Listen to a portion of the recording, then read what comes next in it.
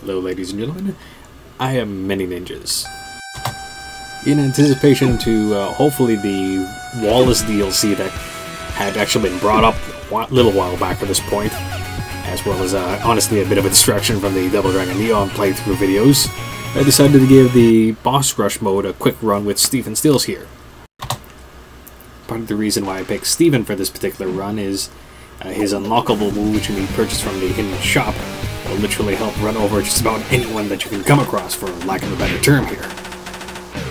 Also, the reason for that is you have, of course, the roll itself, which does do relatively minor hits, but of course will add up if you get crits in there.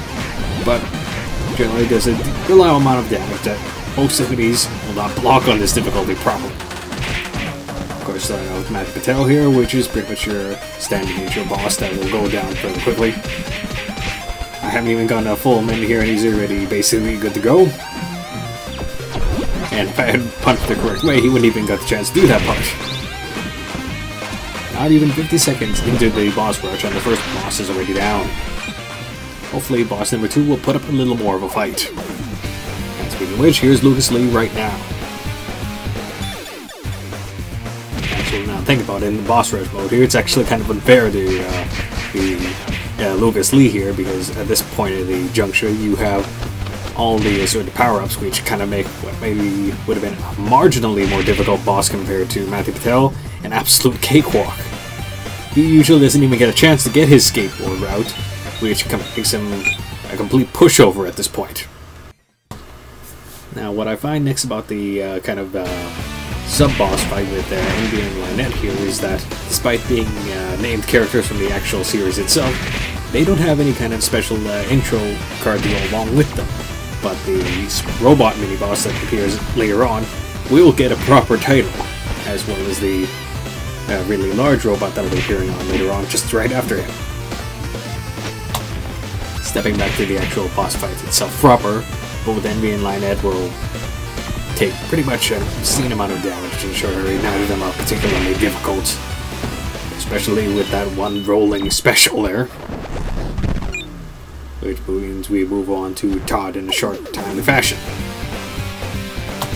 Now, in terms of how this particular boss fight goes, to be quite frank, the only thing I find marginally difficult about him is just having to deal with all the sort of garbage and debris that is kind of strewn around this stage here. Is once you kind of just wait him out, this particular sequence here, Todd himself goes back to taking a normal amount of damage and will honestly go down pretty damn fast. The only reason it didn't work in that case is I just happened to miss my roll, and I think I ended up resorting back to just regular attacks for the remainder of this particular boss fight.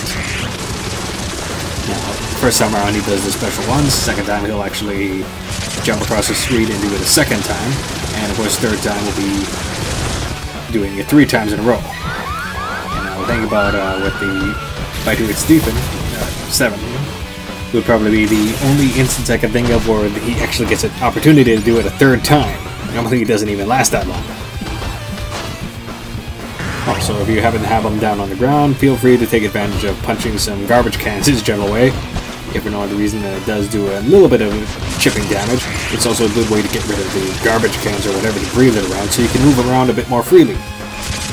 You just have to remember though, if anything is bouncing back, anything that kind of bounces and hits him can easily go back and hit you as well, which is kind of irritating. And now that he's just about done, the sequence ended him shortly. This is the only reason this particular boss fight takes a little longer, is just because unless he's in that kind of stunned mode, he doesn't really take much damage at all. Alright, moving on to the next of the Evil X's, we have Roxanne. Now thinking about for the boss fight music, this is probably one of the more energetic or lively ones that are kind of going on there. Almost seems to be kind of an odd fit considering how everything else had been going up to this point.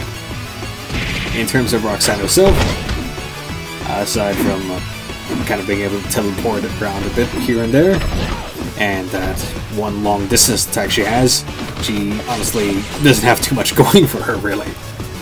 Even on quick attacks like that, she doesn't do really a lot of damage, and as you can see how quickly the general fight has been going, she's honestly not that difficult. Mind you, getting some critical hits don't exactly hurt the cause either. Probably the little entertaining touch here is when she explodes, you don't get coins, but fuzzy animals. And here's the intro card for Robot 01, which I believe will last, especially with that crit hit right there. That intro you saw there lasted only marginally less time than the actual fight itself for this character. Moving onward, now we have the Super Fighting Robot, which is basically the game's way to include a giant background boss that pretty much the only way you fight it is just beating up the hands. Which from the looks of it, I managed to get a critical hit on the first arm. We got rid of that in a hurry. Once you get rid of the first arm, then it'll resort to this background laser attack, which, as long as you're not in the very middle of the stage, you have nothing to be worried about. Because all you have to worry about is just finding an opportunity to bring the second hand back to somewhere where you can hit it easily. After a few hits, it'll retreat out of the background, do this little laser thing again to no effect as long as you're off to the sides. And basically at this point it's just a waiting game for the other hand to go back long enough for you to finish the attack there. And I honestly forgot it even had this attack. And as you can probably see there, the flamethrower attack is actually unblockable. Fortunately, that still doesn't do much of anything because the hand itself has already been destroyed. The twins are panicking and off to their really Double Dragon-esque lair that they pretty much skipped in this since it's just a boss rush. And now we face off against the twins proper. Really, it's only appropriate to get to these two twins here because, let's be honest, I'm not sure exactly how I got hit in that sequence, but whatever. As I was saying then, it's only appropriate to face off with these two because, let's be honest, you go to their stage, it's called the Dragon's Den. These two brothers generally have a similar moveset, and you even have the dragon motif in the background, so basically, yes, these are two Double Dragon XPs. Although, at least they're a little more subtle than, let's say, River City Ransom's Dragon Twins, which deliberately use the Double Dragon theme when you fight them in their respective titles. Speaking of Double Dragon references, though, now we have Negascott here, who might as well be the equivalent to the Double Illusion from Double Dragon 2, who, now looks of it, actually happens to have the Dragon Knee as well as General Fireball, which you also see with the Double Illusion from the game I just mentioned.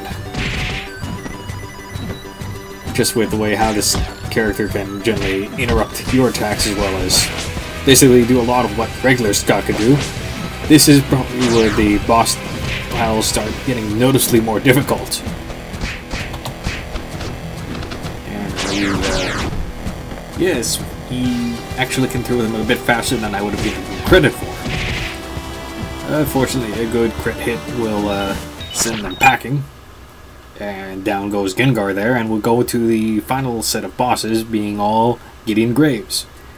In which this version of Gideon, which they're about to show here, definitely did not appear in the comic books.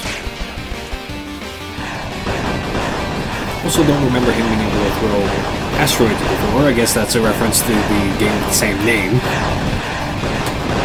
Well, at least some of the other stuff that are going on in this boss fight is a little more identifiable. Obviously, when he's doing the nice little multicolored flashing thing, it's clearly a reference to the Starman effect from the Mario games, where he pulled these half-naked Pegasus and body splash effects from. I'm not quite sure. Could be a reference to a fighting game.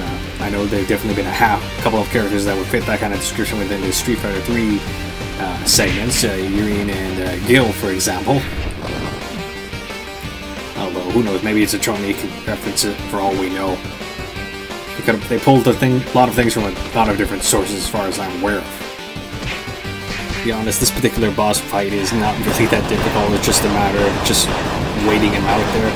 Even these asteroids don't actually do a lot of damage. And as long as you're kind of sticking on the bottom of the screen, they're actually, minus what just happened there, they're generally really easy to dodge. The asteroids rarely ever fall that far down on the screen for the most part. Now that I think about it, just stepping back to part of the general reason why I started this particular boss rush here, just kind of waiting for the not too distant ago announced Wallace DLC that's going on there, which, now think about it, they really haven't said much of anything else after that point. In case you happen to not know what I'm talking about, Ubisoft kind of released a press release, or just there was some kind of a leak of some sort. They mentioned that they were planning some additional DLC after this game, which is really odd considering how long ago they released the title. And that DLC would have a new playable character, Wallace Wells, as well as adding online co-op multiplayer. Because up to this point, and actually still at this point, the game only has local multiplayer going on. God damn it, this boss taking an obscene amount of damage. Really, I would have thought this would have actually ended by now, but I guess perhaps in some earlier test runs I just happened to luck out and get a lot of critical hits that got going on. Well, in this case, it's just really dragging out. As you can see from the pummeling he's getting at this point, he's generally been figured out. It's just a matter of waiting him out. Probably should be done just about any moment. He's clashing quite rapidly at this point. If he's resorted to that giant meter, he only does that when he's about done to begin with. And let's see what's going on here. Okay, that pose, whenever they're just kind of panting and kind of trying to catch their breath, that means they're basically a good hit or two away from being put away.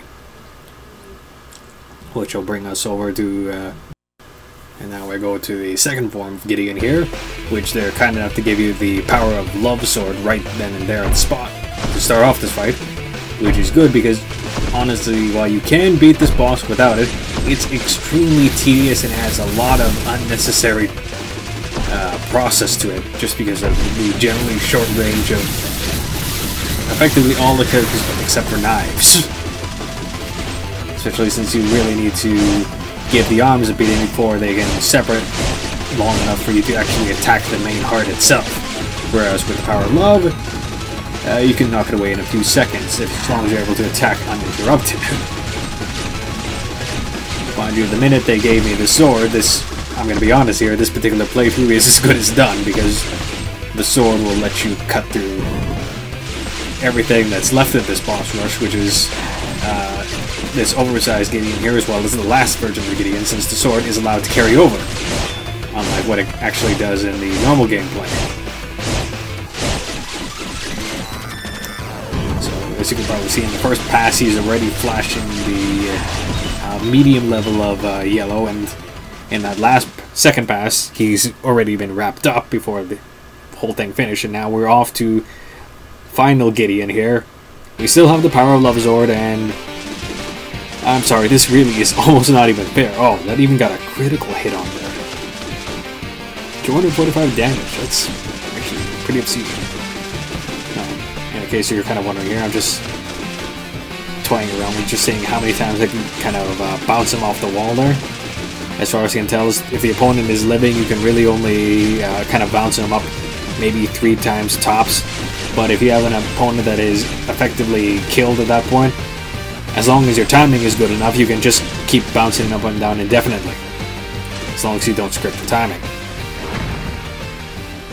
And there goes last Gideon, wrapped up in, honestly, seconds.